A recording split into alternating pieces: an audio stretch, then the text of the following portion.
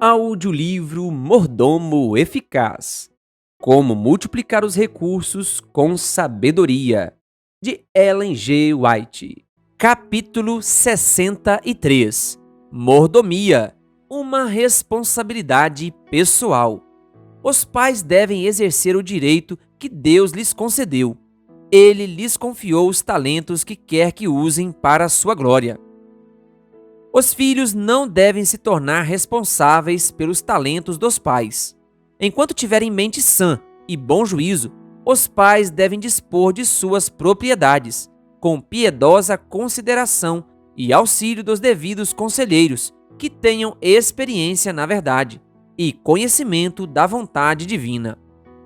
Se tiverem filhos que estejam sendo afligidos ou lutando com a pobreza e que farão bom uso do dinheiro, eles devem ser levados em consideração. Porém, se têm filhos descrentes, com fartura dos bens deste mundo, e que estejam servindo ao mundo, cometem um pecado contra o mestre que os tornou seus mordomos, ao colocarem bens nas mãos deles, só porque são seus filhos.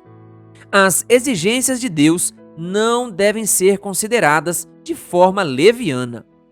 Deve-se compreender distintamente que o fato de os pais já terem feito seu testamento não os priva de doar recursos à causa de Deus enquanto vivem. E isso é o que devem fazer.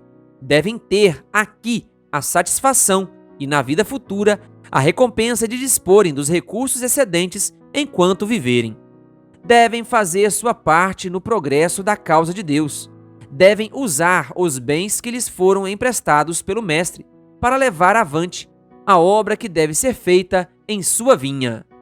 O amor ao dinheiro é a raiz de quase todos os crimes cometidos no mundo. 1 Timóteo 6, versículo 10. Os pais que, de forma egoísta, retêm seus recursos para enriquecer os filhos e que não veem as necessidades da causa de Deus, nem as aliviam, cometem um erro terrível.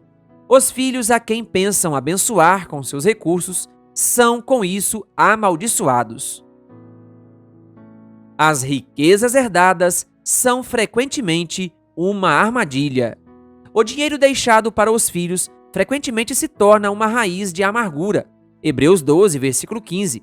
Muitas vezes brigam por causa da propriedade que lhes foi deixada e, em caso de testamento, raras vezes estão todos satisfeitos com a distribuição feita pelo pai. Em vez de os bens deixados despertarem gratidão e reverência em sua memória, cria insatisfação, reclamação, inveja e desrespeito.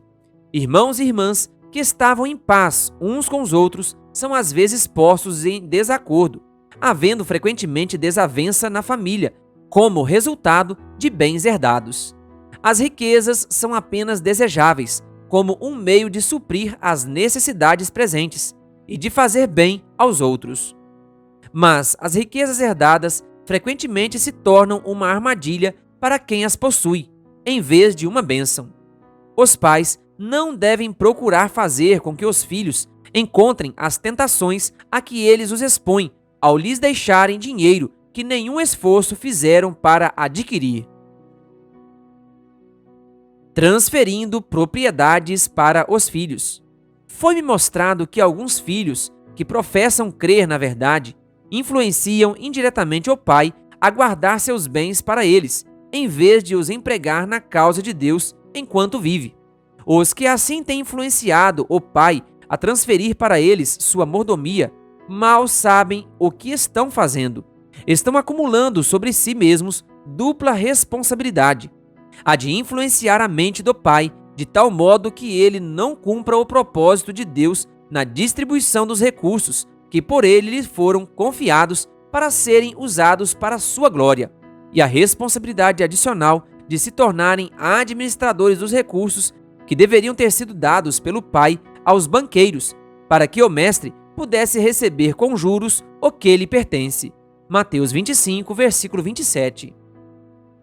Muitos pais cometem um grande erro ao passarem sua propriedade de suas mãos para as dos filhos, enquanto eles mesmos são responsáveis pelo uso ou abuso dos talentos que Deus lhe emprestou. Nem os pais nem os filhos se tornam mais felizes por essa transferência de propriedade. E, se viverem uns poucos anos mais, os pais se arrependerão, como geralmente acontece, da atitude que tomaram.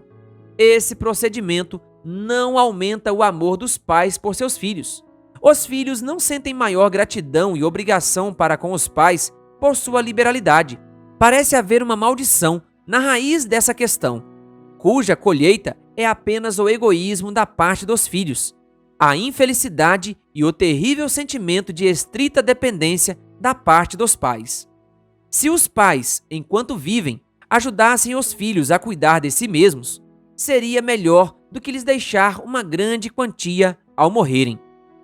Os filhos a quem se deixa confiar principalmente nos próprios esforços tornam-se melhores homens e mulheres e estão mais bem habilitados para a vida prática do que os que dependem dos bens do pai.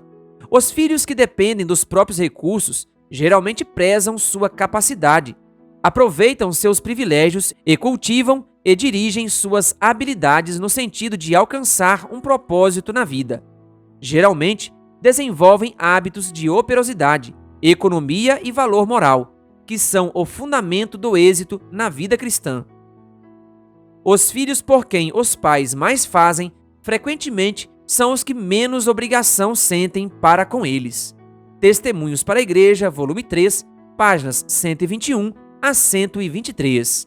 Querido ouvinte, que em nossa oração hoje, peçamos a Deus sabedoria, e para aqueles que têm filhos, que possam pedir a Deus sabedoria para ensinar os filhos a melhor forma de administrar os recursos, sendo fiéis a Deus. Que Deus lhe abençoe.